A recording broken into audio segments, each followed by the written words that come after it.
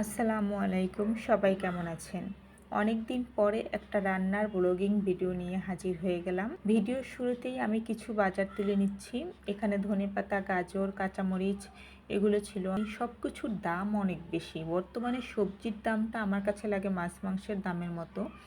অনেক দাম সব কিছুর। আর একটা ফুলকপিও এনেছে, আমি সেটাও রেখে দেবো। আর একটা লাউ নিয়ে এসেছে। আসলে শুক্রবারের দিনে আমার বাসায় একটু বাজারটা বেশিই করা হয়। সাধারণত সবজির বাজারটা এবং মাছের বাজারটা শুক্রবারই করা হয়। এটা শুক্রবারের ভিডিও পোস্ট করতে করতে আসলে অনেক লেট হয়ে গিয়েছে। সবজিগুলো তো অনেক তরতাজা লাগছে দেখতে এবং অনেক ফ্রেশ ছিল। তারপরে কিছু আলু এবং পেঁয়াজও নিয়ে এসেছিল আমার হাজব্যান্ড। আমি সেই আলু পেঁয়াজগুলোও তুলে নেব। আলুর দাম ছিল কত জানেন? 70 টাকা কেজি। এটা ভাবা যায় যে আলুর কেজি 70 টাকা। আলু আমরা সাধারণত 35 টাকা 30 টাকা এরকম হলেই কিন্তু আমরা ভাবতাম যে আলুর দাম এত বেশি, সেখান থেকে ডাবল হয়ে গেছে 70-75 টাকা করে এখন কেজি। আর পেঁয়াজের দামটাও ছিল অনেক বেশি, মানে সব কিছুর দাম এখন ডাবল হয়ে গিয়েছে। আর ইলিশ মাছ এনেছিল, আমি একটা ইলিশ মাছ আগেই কেটে নিয়েছি, এটার আর ভিডিও করতে পারিনি। আর ইলিশ মাছগুলো আমি ভুনা করব এবং মাথা লেজ আমি এগুলো নিয়ে নিয়েছি। এটা দিয়ে আমি লাউ রান্না করে নিব। এখন আমি ইলিশ মাছটা একটু হলুদ এবং লবণ দিয়ে মেখে হালকা করে একটু ভেজে নেব। ইলিশ মাছ অবশ্য ভাজা ছাড়া রান্না করলেও ভালো লাগে, তো আমি একটু ভেজে নিব। ভেজে তারপরে ভুনা ভুনা করে আমি রান্না করে নিব। হলুদ লবণটা ইলিশ মাছের গায়ে আমি ভালোভাবে হাত দিয়ে মাখিয়ে নিচ্ছি। সামান্য হলুদ লবণ দিলেই হবে। ইলিশ মাছে কিন্তু বেশি মশলা বা হলুদ লবণ কোনো কিছুই বেশি দেওয়ার প্রয়োজন পড়ে না। এখন আমি মাছটা প্রথমে ভেজে নেব। আমি একটা ফ্রাই প্যানে তেল দিয়ে দিলাম এবং তারপরে একে একে মাছগুলো সব দিয়ে দিলাম। মাছগুলো সুন্দর করে সাজিয়ে দিয়েছি, দেখতে কিন্তু অনেক সুন্দর লাগছে, তাই না?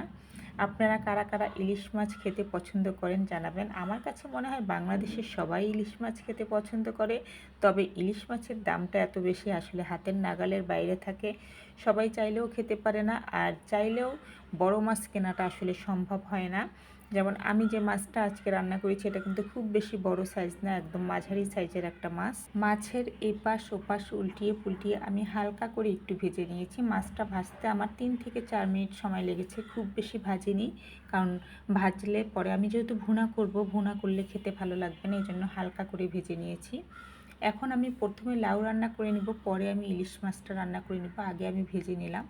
লাউ রান্না করার জন্য আজকে আমি বাটা মশলা ব্যবহার করছি। আমি পেঁয়াজ বাটা এবং রসুন বাটা দিয়ে দিয়েছি। পেঁয়াজ বাটার পরিমাণটা একটু বেশি দিয়েছি এবং রসুন বাটাটা একটু কম দিয়েছি।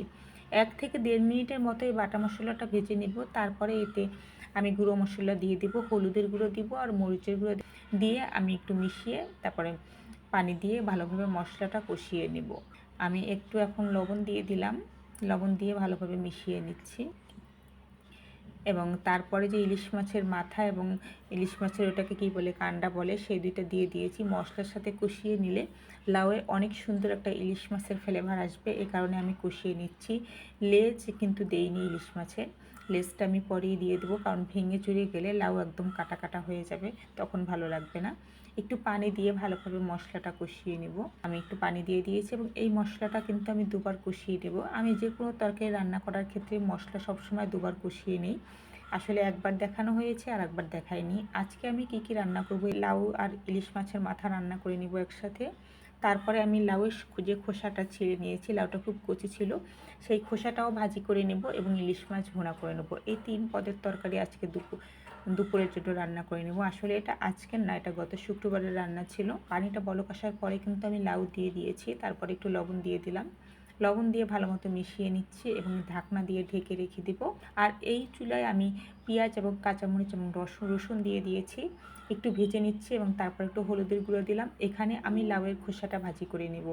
আমি যখন রান্না করি তখন একসাথে 2 চুলা রান্না করে নিই, সব রান্নাটা রেডি করে নিই, রান্নার সব কিছু আগে গুছিয়ে নিই এবং তারপরে যখন রান্না করি তখন 2 চুলায় আমি একসাথে দিয়ে আমি তাড়াতাড়ি রান্না করে ফেলি। এতে দেখা যায় আমার 1 ঘন্টার ভিতরে আমার রান্না কমপ্লিট হয়ে যায়। 3টা তরকারি রান্না করলেও ভাত সহ আমার মোট 1 ঘন্টার ভিতরে আমার রান্নাটা কমপ্লিট হয়ে যায়।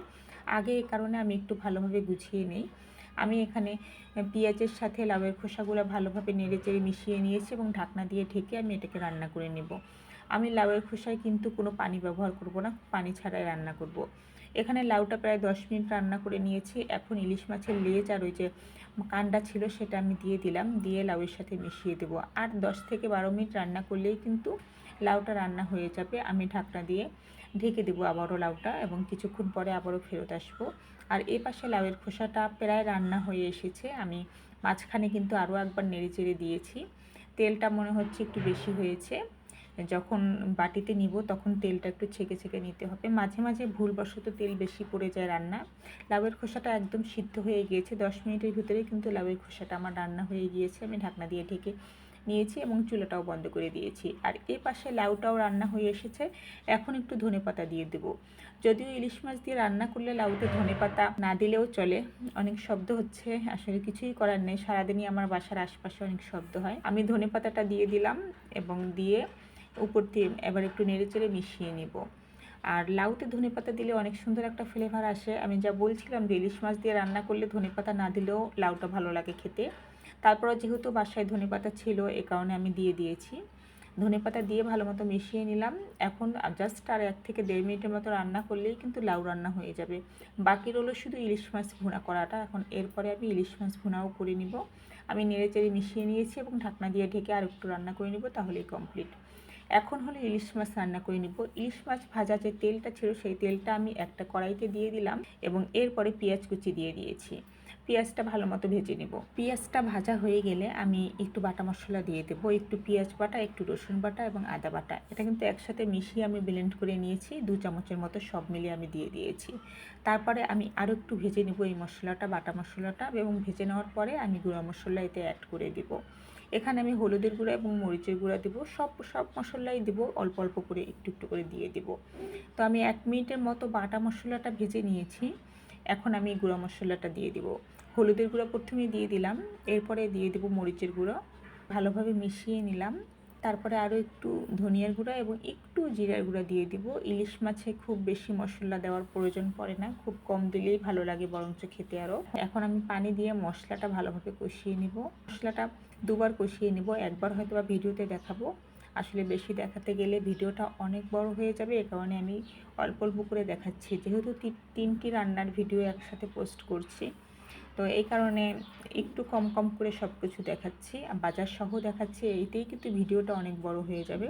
মশলা কিন্তু কষানো হয়ে গিয়েছে। এখন ইলিশ মাছ রান্না করার জন্য যে পানি লাগবে সেই পানিটা আমি দিয়ে দিলাম। পানিটা বলক আসলে মাছগুলো আমি এতে দিয়ে দিব। মশলা কিন্তু আমি 2 বার কষিয়ে নিয়েছি, কিন্তু 2 বার দেখানো হয়নি। জানলা দিয়ে অনেক রোদ আসছে, এখন অর্ধেকটা পাশে রোদ আসছে এবং অর্ধেক পাশে আসছে না, মানে জানলাটা যে পাশে খোলা সে পাশ দিয়ে রোদ আসছে। মাছগুলো দিয়ে দিলাম। মাছগুলো দিয়ে 10 থেকে 12 মিনিটের মতো রান্না করে নিলেই কিন্তু রান্না হয়ে যাবে।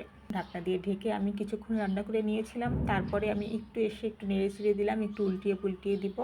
আরও 5-6 মিনিট রান্না করে নিলেই কিন্তু মাখা মাখা হয়ে যাবে এবং রান্নাটা কমপ্লিট হয়ে যাবে। দেখতেই পাচ্ছেন রান্নাটা হয়ে গিয়েছে। আমি আরও কিছুক্ষণ রান্না করে নিয়েছিলাম। এখন শুধু পরিবেশন করে নেওয়ার পালা। ইলিশ মাছ রান্না কমপ্লিট। আপনাদের আজকের রান্নার ভিডিও কেমন লাগলো সেটা তো অবশ্যই জানাবেন। আর কে কে লাউ, ইলিশ মাছ আর লাউয়ের খোসা ভাজিটা আপনারা কারা কারা খান এটা অবশ্যই জানাবেন। আমি কিন্তু কচি লাউ হলে কিন্তু আমি লাউয়ের খোসাটা ভাজি করে নিই। বুড়া লাউয়ের খোসা কিন্তু ভাজি ভালো লাগে না, কচি লাউয়ের খোসাটা ভালো লাগে। এটা রুটি দিয়ে খেতেও ভালো লাগে, আবার ভাত দিয়ে খেতেও ভালো লাগে। তো রান্না মোটামুটি কমপ্লিট। আমি সব কিছু পরিবেশন করে নিয়েছি। এখানে লাউয়ের খোসা, তারপরে ইলিশ মাছ ভুনা, আর হলো লাউ দিয়ে ইলিশ মাছের মাথা, লেজ, সবগুলো রান্নাই খুব মজা হয়েছিল। আর যারা পুরো ভিডিওটি দেখেছেন তাদের সবাইকে অনেক অনেক ধন্যবাদ। আজকের ভিডিওটি এখানেই শেষ করে দিব। আল্লাহ হাফেজ, সবাই ভালো থাকবেন।